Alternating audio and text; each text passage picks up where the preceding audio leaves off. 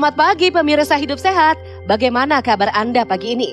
Semoga selalu sehat ya, karena Hidup Sehat selalu memberikan sejumlah informasi dan tips kesehatan yang tentunya bermanfaat bagi pemirsa. Pemirsa, Sabtu lalu 7 Juni 2025, sebuah video viral di media sosial memperlihatkan aksi koboi diduga dilakukan oleh seorang pengemudi mobil ekspedisi yang menodongkan senjata ke arah pengemudi mobil lain di Tol Cipularang kilometer 95 Purwakarta. Peristiwa ini terekam video dashboard mobil dan kemudian ramai di media sosial. Dalam video itu terlihat pelaku berinisial SS marah di pinggir tol lalu mengarahkan pistol yang terbungkus kain ke pengemudi lain. Aksi koboi jalanan ini lantaran pelaku tidak terima disalib. Karena merasa terancam, korban sempat mengaktifkan kamera ponsel di dashboard untuk merekam kejadian. Satreskrim Polres Purwakarta kemudian mengamankan pelaku tanpa perlawanan bersama sejumlah barang bukti, di antaranya sebuah korek api berbentuk pistol, kain pembungkus berwarna biru, dan mobil yang digunakan saat kejadian. Meski korban telah ditangkap, aksi ini tentu meresahkan masyarakat, mengingat munculnya sejumlah kasus kekerasan memakai senjata api tidak sekali ini saja terjadi. Lantas apa yang memicu seseorang mudah sekali tersulut emosi, mengingat munculnya kasus yang disertai dengan kemarahan berlebihan seringkali terjadi? Sebut saja, viral koboi kompleks menodong pistol diduga kesal gara-gara proyek renovasi rumah. Viral video mengamuk ludahi pengendara saat ditegur parkir sembarangan. Kemudian viral video marah-marah lantaran rumahnya dipenuhi kotoran ayam tetangga. Dan sejumlah kasus kemarahan di luar batas wajar yang terjadi di masyarakat. Untuk itu, langsung saja kita tanyakan dokter spesialis kedokteran jiwa, apakah marah-marah berlebihan masuk dalam kategori gangguan kejiwaan? Sebetulnya kemarahan yang meledak-ledak yang diekspresikan di jalanan atau kita sebut road rage itu bisa dipicu oleh banyak hal. Bisa karena seseorang itu sedang mengalami stres berkepanjangan, frustrasi, ditambah dengan situasi di jalanan yang misalnya macet, yang panas, perilaku pengendara lain yang memancing emosi, akhirnya bisa muncul tuh kemarahan yang meledak dan itu diluapkannya di jalanan. Tapi kita perlu lihat apakah kondisi seperti itu terjadi berulang dalam kehidupan orang tersebut, sehingga mungkin ada indikasi ke hal-hal lain yang lebih serius atau memang sifatnya situasional gitu ya. Jadi itu memang butuh pengamatan lebih mendalam. Tentunya ketika kita ingin menilai apakah seseorang itu memiliki gangguan kejiwaan atau tidak, perlu kita periksa secara langsung. Kita evaluasi secara mendalam dan tidak bisa hanya kita lihat dari luar atau dari kasus, pemberitaan sekilas begitu saja. Kita perlu mengeksplorasi apakah kemarahan yang meledak-ledak, emosi yang sulit untuk dikendalikan ini sifatnya berulang atau tidak. Jadi ciri-ciri membedakan antara kemarahan yang wajar dengan yang gangguan adalah ketika kemarahan itu terjadi berulang, kemudian berlebihan, tidak proporsional, dan mengganggu relasi dan juga fungsi kehidupan sehari-hari.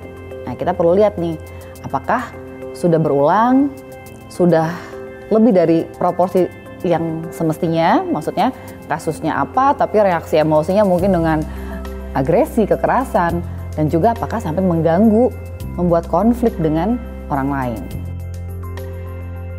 Pemirsa, marah merupakan respons alami terhadap ancaman dan bersifat manusiawi.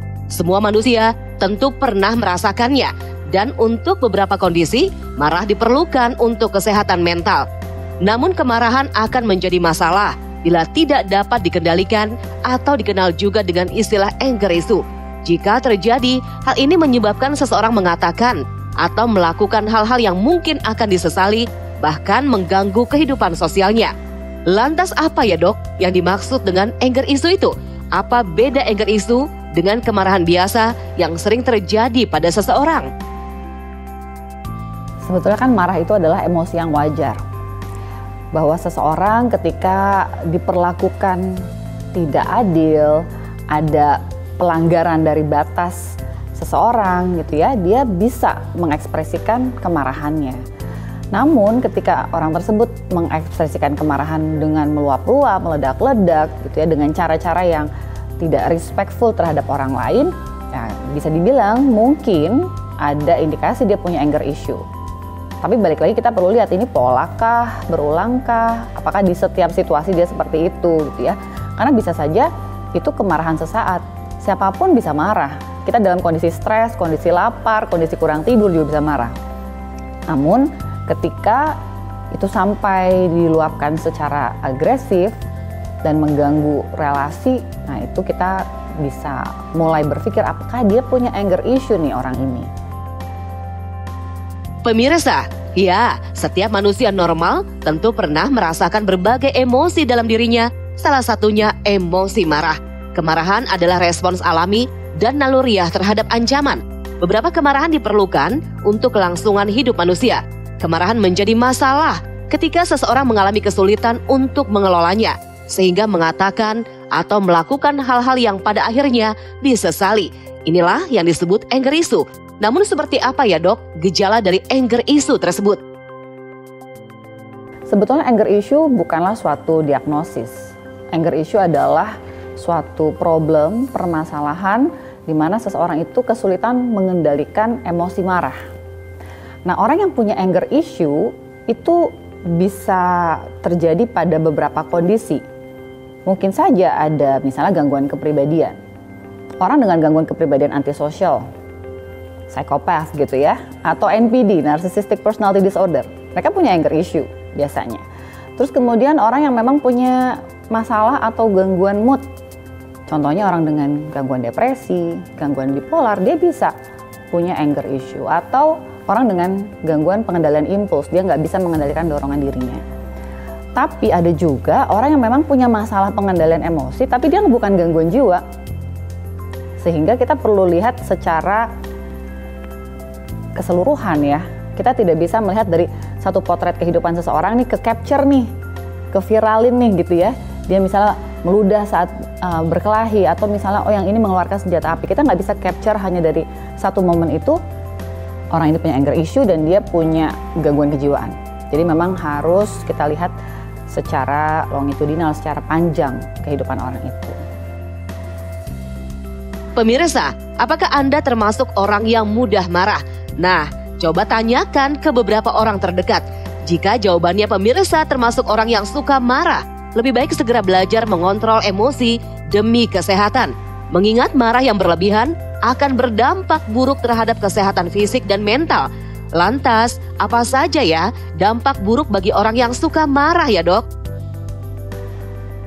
Ya, ketika seseorang itu dinilai punya anger issue dan dia menyadari itu something yang membuat dia distress, menderita, mengganggu kehidupan dan fungsi sosialnya dia bisa melakukan berbagai cara untuk mengatasi kemarahan atau mengelola emosinya.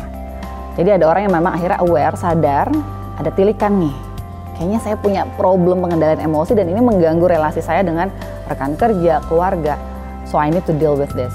Dan itu bisa diterapi, bisa dibantu cara-cara untuk bisa dikelola emosi dan amarahnya. Makanya ada yang disebut anger management. Dan itu bisa dilakukan dengan proses psikoterapi, baik dengan psikiater maupun dengan psikolog. Namun pemirsa, siapa sangka ternyata marah juga memberikan dampak positif bagi tubuh. Apa saja ya? Kita akan bahas setelah yang berikut ini.